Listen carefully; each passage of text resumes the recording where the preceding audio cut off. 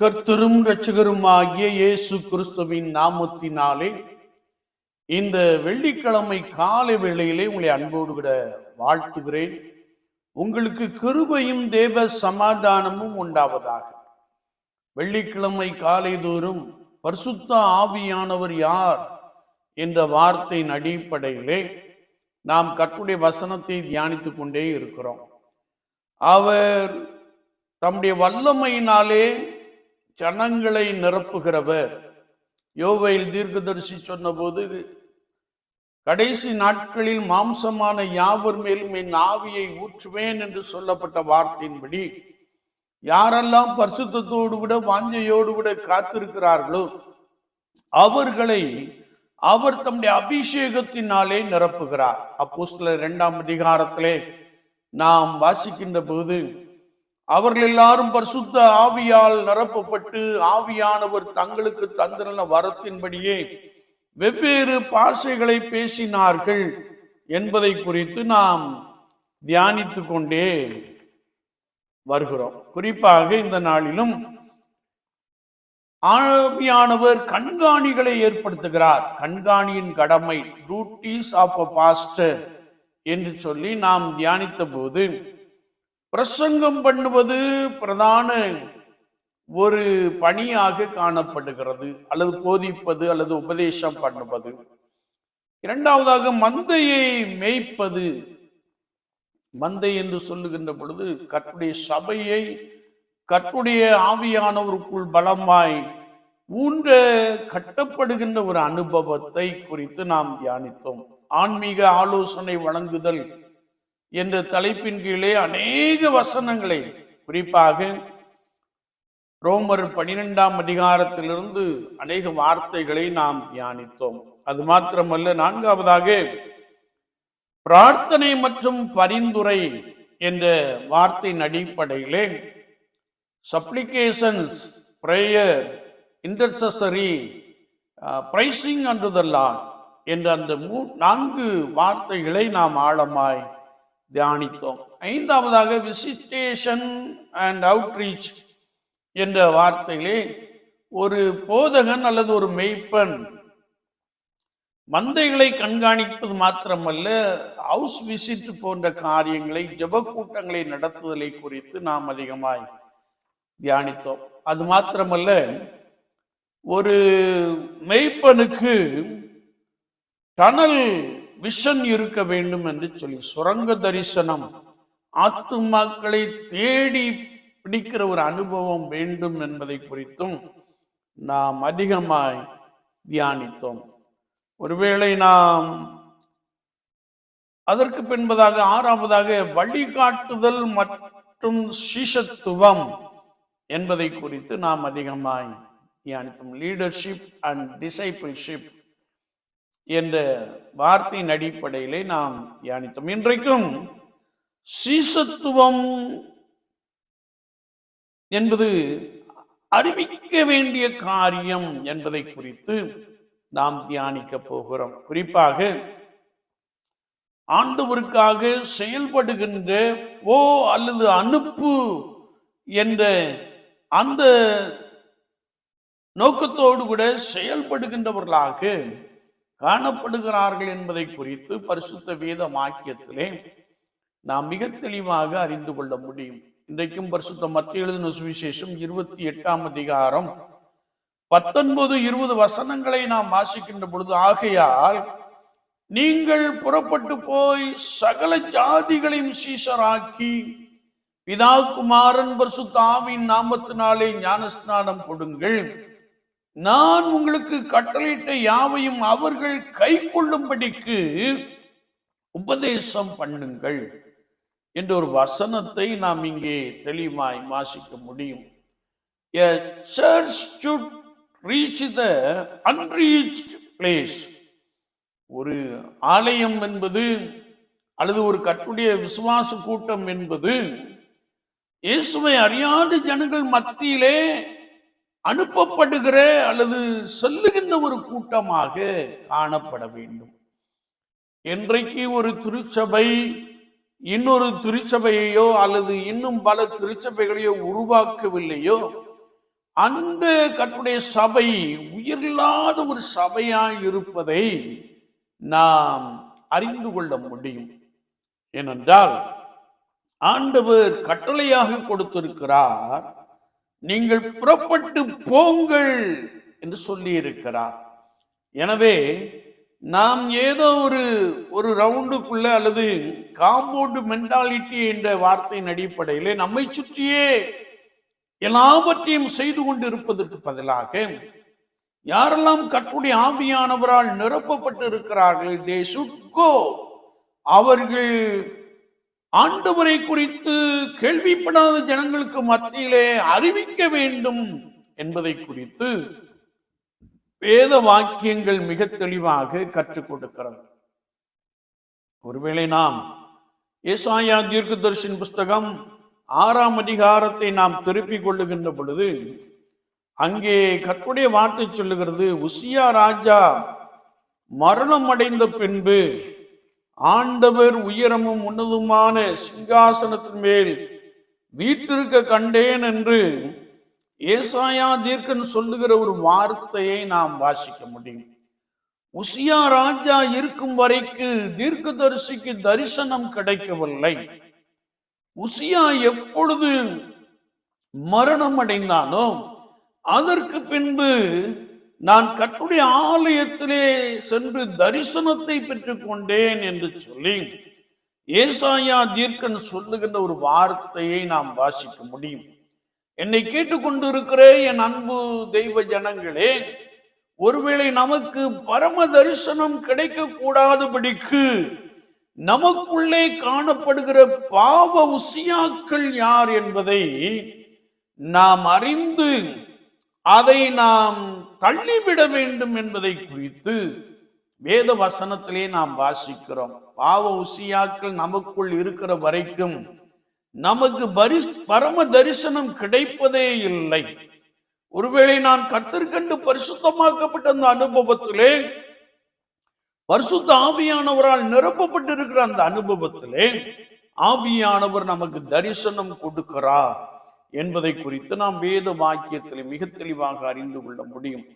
எனவே இங்கே தீர்க்கதரிசி சொல்லுகின்ற பொழுது, அவருடைய வஸ்திர தொங்கலால் தேவாலயம் நிறைந்திருந்தது, சேராபீன்கள் அவருக்கு மேலாக நின்றார்கள், அவர்களில் ஒவ்வொருவனுக்கும் அவ்வாறு சட்டைகள் இருந்தன, அவைகள் 2 சட்டைகளால் தன் முகத்தை மூடி, 2 சட்டைகளால் தன் கால்களை மூடி, 2 சட்டைகளால் பறந்தன என்பதை குறித்து நாம் பரிசுத்த வேத வாக்கியத்திலே மிக தெளிவாக அறிந்து கொள்ள முடியும். அது மாத்திரமல்ல, அவைகள் ஒருவரை ஒருவர் நோக்கி சேனைகளின் கர்த்தர் பரிசுத்தர் பரிசுத்தர் பரிசுத்தர், பூமி அனைத்தும் அவருடைய மகிமையினால் நிறைந்திருக்கிறது என்று கூப்பிட்டு சொன்னார்கள்.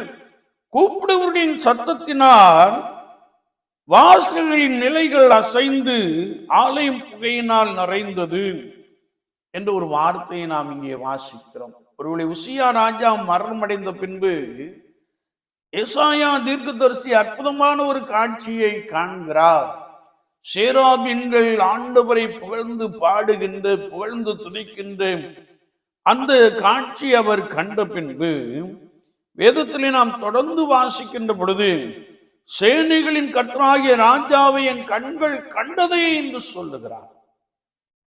ஒருவேளை ஆவியானவர் நமக்கு தரிசனம் கொடுக்கிறவர் அந்த தரிசனத்திலே தம்முடையவர்களுக்கு வெளிப்படுத்தி காண்பிக்கிறார் என்பதை குறித்து நாம் வேத வாக்கியத்திலே மிக தெளிவாக அறிந்து கொள்ள முடியும். அது மாத்திரமல்ல, அப்பொழுது சேராபீன்களில் ஒருவன் பலிபீடத்திலிருந்து தன் கையிலே பிடித்த குரட்டால் ஒரு நெருப்பு தழலை எடுத்து என்னிடத்தில் பறந்து வந்து அதனால் என் வாயை தொட்டு, இதோ இது உன் உதடுகளை தொட்டதினால் உன் அக்கிரமம் நீங்கி உன் பாவம் நிவர்த்தியானது என்றான்.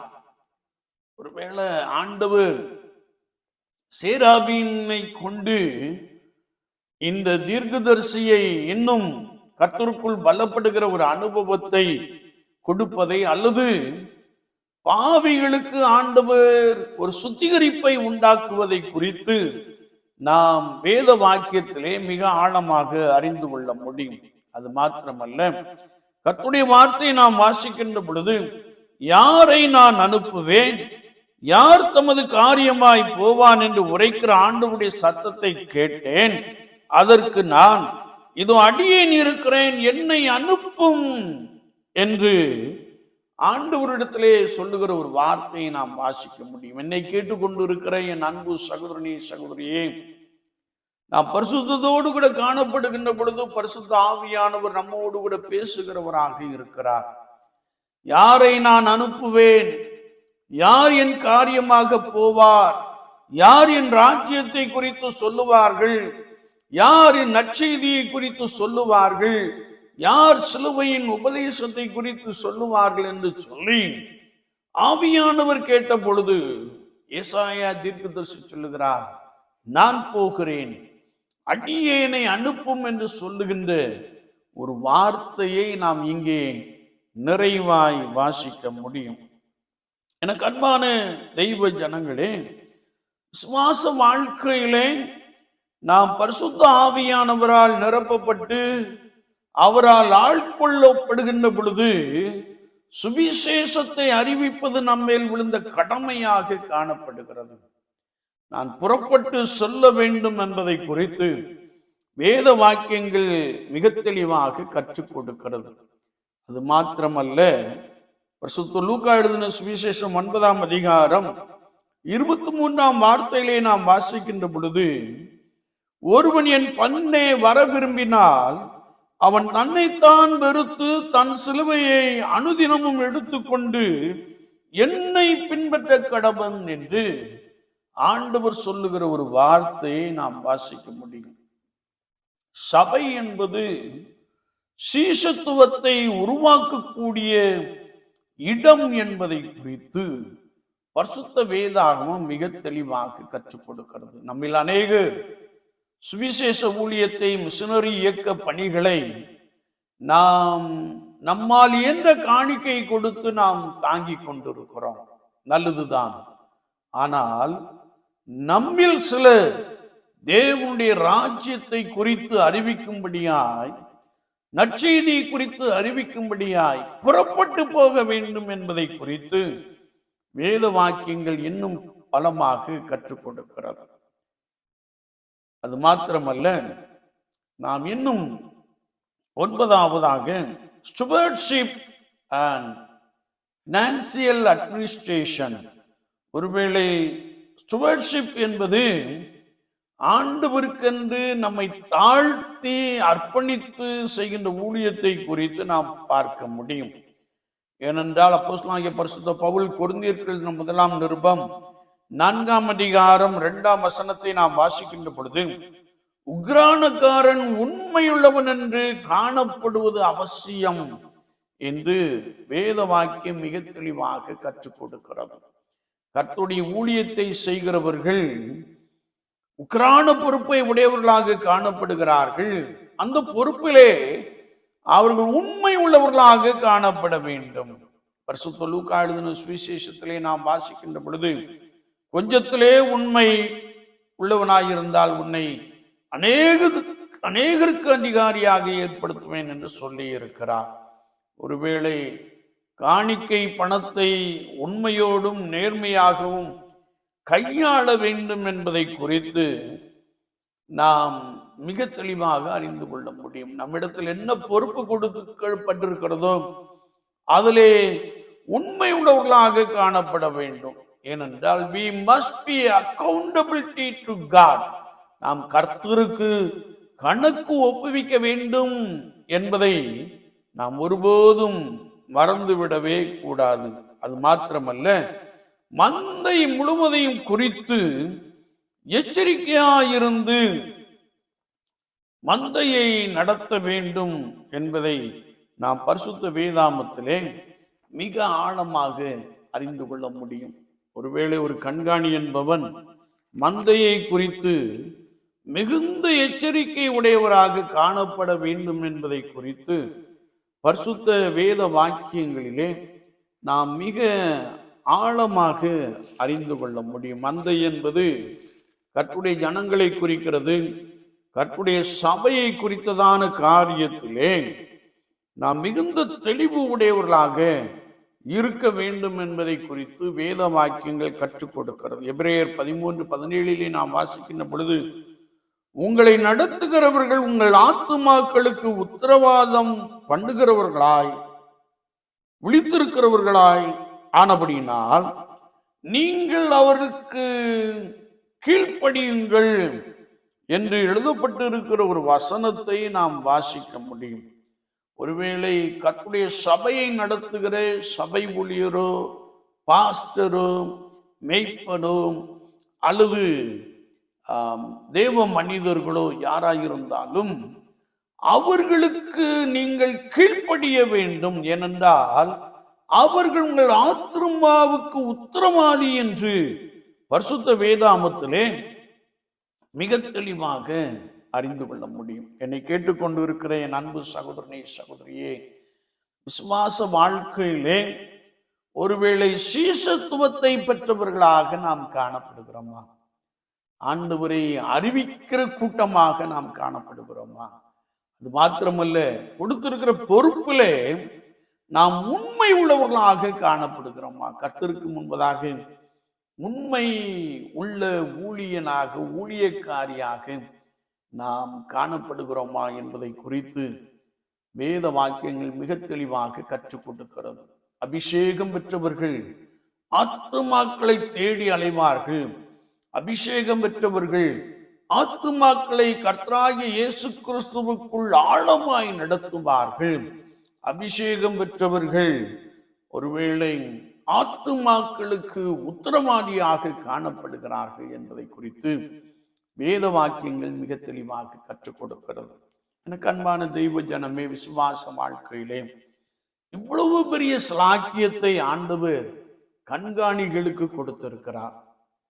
கண்காணியை விரும்புகிறவன் நல்ல வேலையை விரும்புகிறான் என்று வேதம் சொல்லுகிறது. உலகத்தில் உள்ள எந்த வேலையை காட்டிலும் ஒருவேளை சபையை நடத்துகின்ற அந்த கிருபை, சபையை கர்த்தருக்குள் ஆழமாய் கட்டி எழுப்புகின்ற அந்த கிருபை கண்காணிக்கு கொடுக்கப்பட்டுள்ளது என்பதை பரிசுத்த வேதமாக்கி மிக தெளிவாக கற்றுக் கொடுக்கிறது. விசுவாச வாழ்க்கையிலே நாம் இந்த பரிசுத்த ஆவியானுடைய அபிஷேகத்தை பெற்று ஆண்டவருடைய தாகத்தை தீர்க்கிறவர்களாக காணப்படுகிறோமா? ஆத்துமாக்களை தேடி அலைகிறவர்களாக காணப்படுகிறோமா? இருக்கிற ஆத்துமாக்களை கர்த்தரை சரியாய் நடத்த ஆவியானவருடைய ஒத்தாசையை நாடுகிறவர்களாக நாம் காணப்படுகிறோமா? சற்று நம்மை நாமே ஆராய்ந்து பார்ப்போம்.